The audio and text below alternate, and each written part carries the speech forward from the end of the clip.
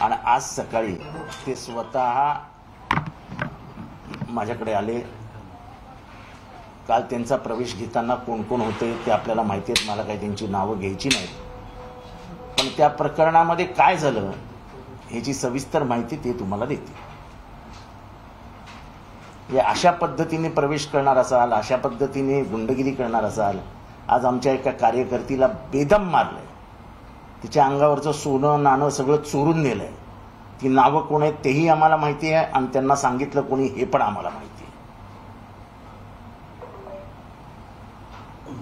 आहे. आता त्या कार्यकर्तीला भेटायला जाणारच आहे.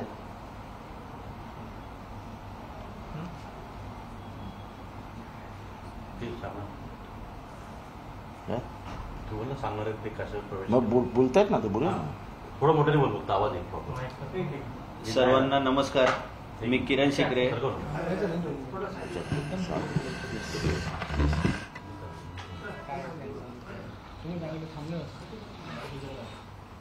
शिकरे. मी नॅशनलला जनरल सेक्रेटरी आणि कोकण विभाग अध्यक्ष अशी मला जबाबदारी आवड साहेब आणि जयंत पाटील साहेबांच्या माध्यमातून देण्यात आली होती. धीरज शर्मा, सोनिया दुहान हे माझे अतिशय जवळचे सहकारी होते. त्यामुळे मला कुठेतरी वाटत होतं की त्यांनी पवार साहेबांबरोबर निष्ठेने राहावं. त्याकरता मी आवड साहेब आणि जयंत पाटील साहेबांना म्हणजे सांगितलं होतं की त्यांना थांबवता आलं तर साहेब थांबवा. ते प्रयत्न करायला मी गेलोच होता, पण ते काही थांबले नाही.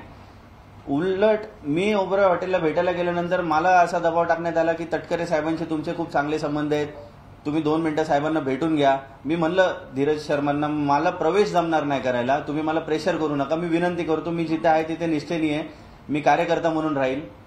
पण त्या गोष्टी माझ्या ऐकल्या गेल्या नाहीत. मला पार्टी कार्यालयात नेऊन तिथे काही ठराविक मंडळी जे फोटोमध्ये दिसलेलेच असतील त्या सर्वांनी मला प्रवेश करायला प्रेशर केलं.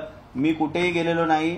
मी 24 तासाच्या आत माझ्या साहेबांकडे आलेलो आहे आणि मला अतिशय टॉर्चर केलेलं गेले. मी कालपासून माझ्या घरी नाही, मी माझ्या घराच्या बाहेर आहे. माझ्या घरापर्यंत कन्व्हिन्स करायला माणसं पाठवली जात आहेत, पण कुठल्याही गोष्टीला मी बळी पडलं जात नाही. मला काल सांगण्यात आलं की आवड साहेबांवरती ते चुकून आवड साहेबांकडनं जो कालचं आंदोलन करताना जे प्रकार घडला त्याबद्दल तू निषेध कर, तू एससीचा कार्यकर्ता आहे. मी छाती टोकून सांगू इच्छितो, मी कुठल्या जातीचा आहे काय हे कधीच माझ्या पक्षाने बघितलं नाही. आवड साहेबांना पण कदाचित आजच मी चर्मकार समाजाचा आहे ही माझी जात माहीत पडली असेल.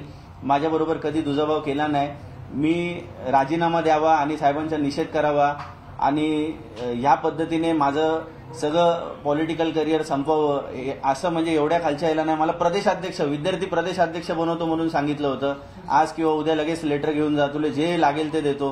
पण मी कुठल्याही पदाला किंवा कुठल्या गोष्टीला प्रलोभनाला गेलेलो नाही. आता यांच्याबरोबर जे सगळे मंडळी आलेले आहेत, जे नॅशनलवरती काम करणारे लोक आहेत, जे बोलतात प्रदेशाध्यक्ष आहे, तर यांची कमिटी हे सिंगल आहेत सगळे. यांचं काय अस्तित्व आहे, किती अस्तित्व आहे हे मला माहिती. दिल्लीचे कार्यक्रम आम्ही केलेत स्वतः. दिल्लीला जाऊन बॅनर लावण्यापासून रस्त्यावर उतरेपर्यंतचं सगळं कार्यकर्ता म्हणून काम आम्ही आवड साहेबांच्या नेतृत्वामध्ये केलेलं आहे. या गोष्टीचे माझे फेसबुकला सगळे पुरावे आहेत. वेळोवेळी आम्ही पवार साहेबांच्या मार्गदर्शनामध्ये काम केलंय. आज हे ज्या सुप्रियाताईंवर टीका करतायत, मला अतिशय वाईट वाटतं ही टीका ऐकताना. एप्रिल महिन्यापासून हे दिदी सोनिया दुहान ज्या आहेत त्यांनी एप्रिल महिन्यापासून पक्षाचा प्रचार प्रसार सगळा बंद केलेला होता. साधं त्यांनी बीजेपीच्या विरुद्ध कुठलं ट्विट टाकलेलं नव्हतं. साधं आज परिस्थिती बघितली तर 2 महिन्यांना कोणी थांबवलं होतं प्रचार करण्यापासून. हे म्हणतात आम्हाला मान सन्मान मिळाला नाही. अजून काय मान सन्मान मिळायला पाहिजे होता यांना सगळ्या गोष्टीचं पवार साहेबांकडे ऍक्सेस होतं. पवार साहेबांनी प्रचंड यांना भरभरून सगळ्या गोष्टी दिल्यात. त्याबद्दल मी जास्त खोलात जाणार नाही, साहेबच बोलतील. पण मी पक्षाशी माझ्या प्रामाणिक आहे, मी माझ्या साहेबांशी प्रामाणिक आहे. मी राष्ट्रवादी काँग्रेस पक्षाचाच शरद पवार साहेबांचा कार्यकर्ता आहे. आवड साहेब आणि जयंत पाटील साहेबांच्या नेतृत्वाखाली, सुप्रियाताईंच्या नेतृत्वाखाली इथपर्यंत काम करत आलोय.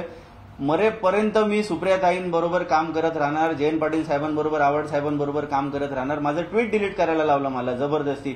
सुप्रियाताईंनी माझं ट्विट केलं होतं, रिट्विट केलं होतं, ते डिलीट करायला लावलं. मला डीपीवरती फोटो ठेवायला आज हे थांबवलं जाते. एवढी मी एवढं पक्षाला आणि त्या लोकांसाठी एवढं करून आज जर हे माझ्यावर प्रेशर असेल, मी माझ्या घरी जाऊ शकत नाही. हे प्रेशर आहे माझ्याकडे. आता मी इथून गेल्यानंतर माझं काय होईल मला सांगता येत नाही. कुठले गुन्हे दाखल होतील आणि मला कुठं लटकवलं जाईल हेही मला माहिती नाही. मी ब्लँक आहे. तरी पण मला मारून जरी टाकलं तरी मी माझा पक्ष सोडणार नाही. मी एकनिष्ठ आहे, मी प्रामाणिक आहे. जे काही प्रकार घडले होते ते दबावामध्ये घडले होते. जे काही माझ्याकडनं पोस्ट वगैरे गेली होती ती पण माझ्या बरोबर बसून दबावामध्ये आली होती. मी मुंबईवरनं कल्याणला अक्षरशः काल पळून गेलोय आणि कल्याणवरनं आज थेट माझ्या सहकाऱ्यांबरोबर मी साहेबांना भेटायला आलोय.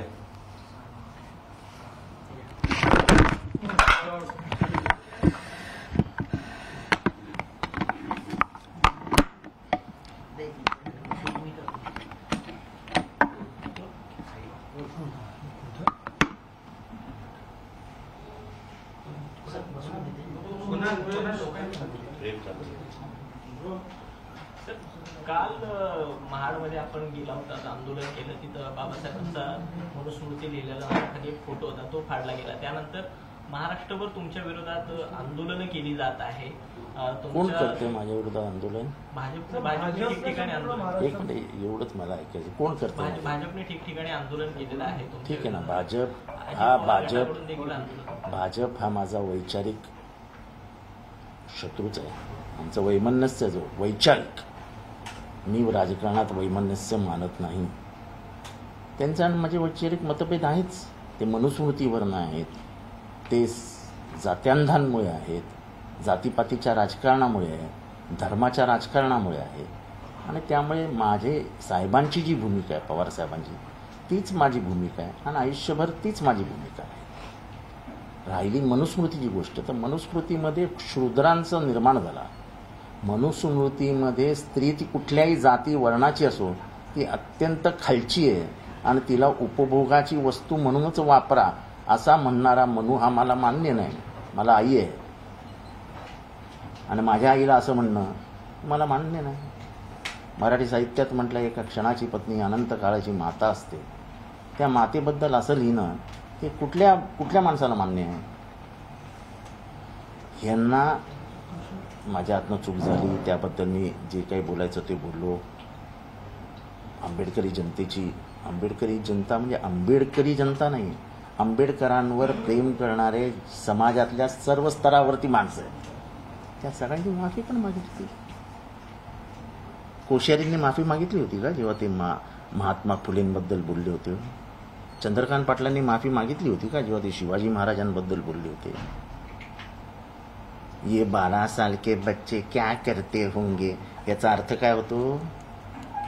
तेव्हा त्यांना कोण बोलायला गेलं नाही बीजेपी वाले की तुम्ही क्या बोल रहे हैं ज्योतिबा फुले के बारे में. आम्ही काल गेल्यानंतर आम्हाला खरा इतिहास कळला की ज्या कुटुंबांनी ह्यांना पाठिंबा दिला होता बाबासाहेब आंबेडकरांना, सनातन्यांनी त्यांच्या घरावरती 10 वर्ष बहिष्कार घातला होता. बाबासाहेब आंबेडकर जेव्हा रायगडावरती गेले होते तेव्हा रायगडावरच्या सनातन्यांनी त्यांना मारण्याचा प्रयत्न केला होता. अनेक ऐतिहासिक पानं काल उलगडली गेली आणि त्याचे साक्षीदार आहेत तिथे. ज्यांच्या घरातनं हे सगळं झालं ते तिथे आहेत. मनुस्मृती जाळणार आहेत हे जेव्हा बाहेर कळलं तेव्हा सगळ्यांना दम देण्यात आला की तुम्ही जागा देऊ नका सनातन्यांना. सनातन्यांनी दम दिला की तुम्ही जागा देऊ नका. एक फतेखान देशमुख मुसोळीकर नावाचे होते, त्यांच्या घरी रात्री सुरभानाना टिपणीस आणि भाई चित्रे जेव्हा गेले तेव्हा त्या माणसाने सांगितलं माझी जागा घ्या, वापरा. त्याच्यानंतर सनातनांनी त्यांच्यावर जोर दिला की तुम्ही जागा देऊ नका. ते म्हणाले मी मुसलमान आहे, मी एखादा शब्द दिला, मी काही जागा मागे घेणार नाही. आणि तिथे मग आंदोलन झालं. अशा पार्श्वभूमीवर 97 वर्षानंतर त्याच जागी मनुस्मृती जाळली गेली.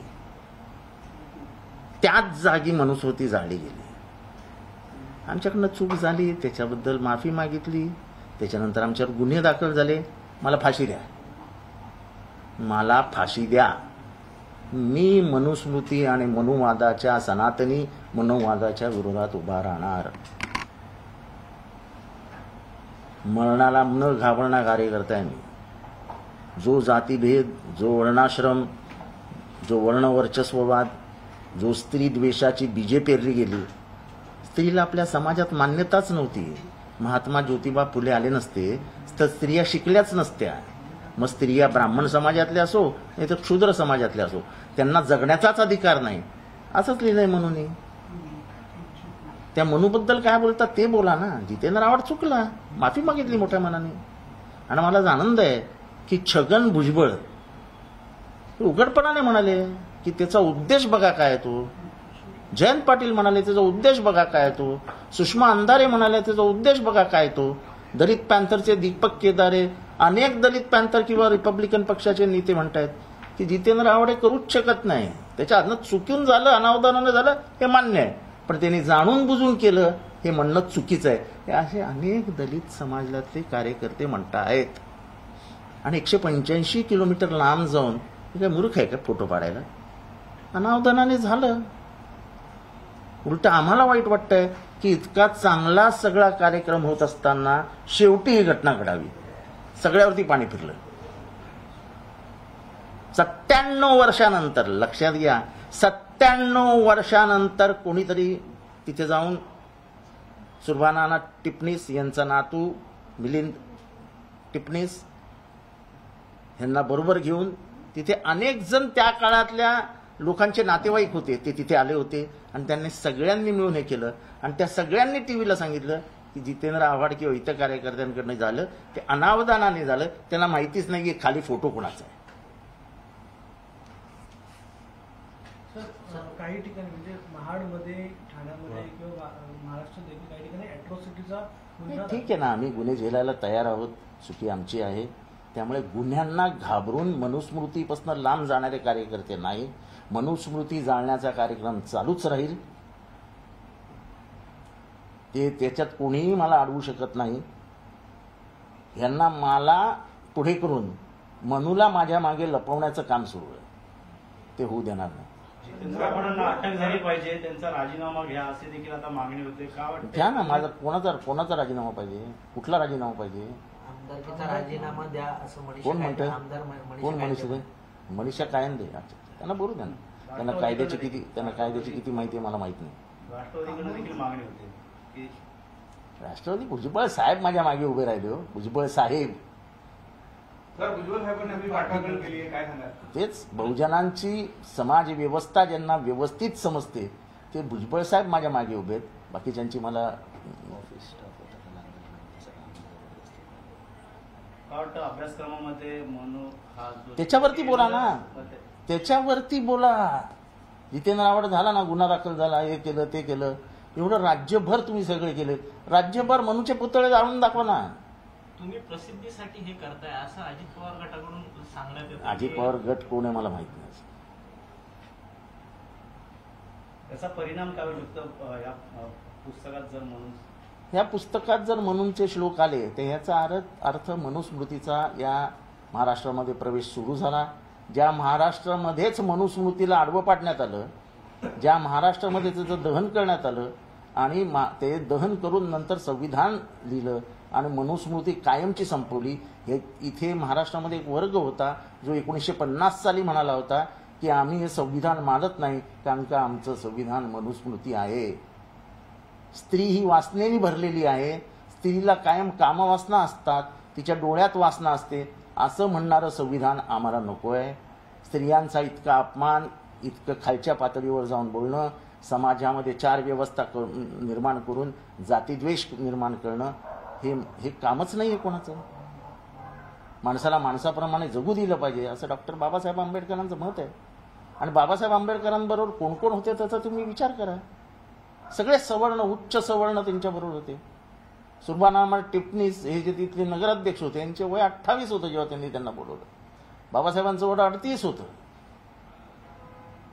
त्यांच्या घरावरती बहिष्कार टाकण्यात आले, त्यांना त्यांच्या घरावरती हल्ले झाले, त्यांची घरं पेटवण्यात आली, पण ते मागे हटले नाही.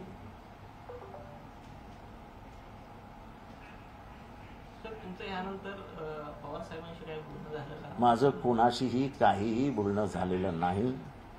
कारण मी माफी मागितल्यानंतर कोणाशी बोलण्याचा माझा संबंधच येत नाही. आणि माफी पण मी नंतर नाही मागितली. जिथे कार्यक्रम सुरू होता तो कार्यक्रम सुरू होण्याच्या आधीच मी माफी मागितली. मला कोणी सांगितलं नाही माफी माग. माझी तात्कालिक स्पॉन्टेनियस रिॲक्शन होती की आपल्याकडनं चूक झाली. आणि जर मला माहिती असतं तर माझ्याकडनं झालीच नसती. त्या पोस्टरवर मनुस्मृती लिहिलेलं होतं आणि मनुस्मृतीबद्दल प्रचंड आग डोक्यात जळत होती आणि त्याच्यामुळे ते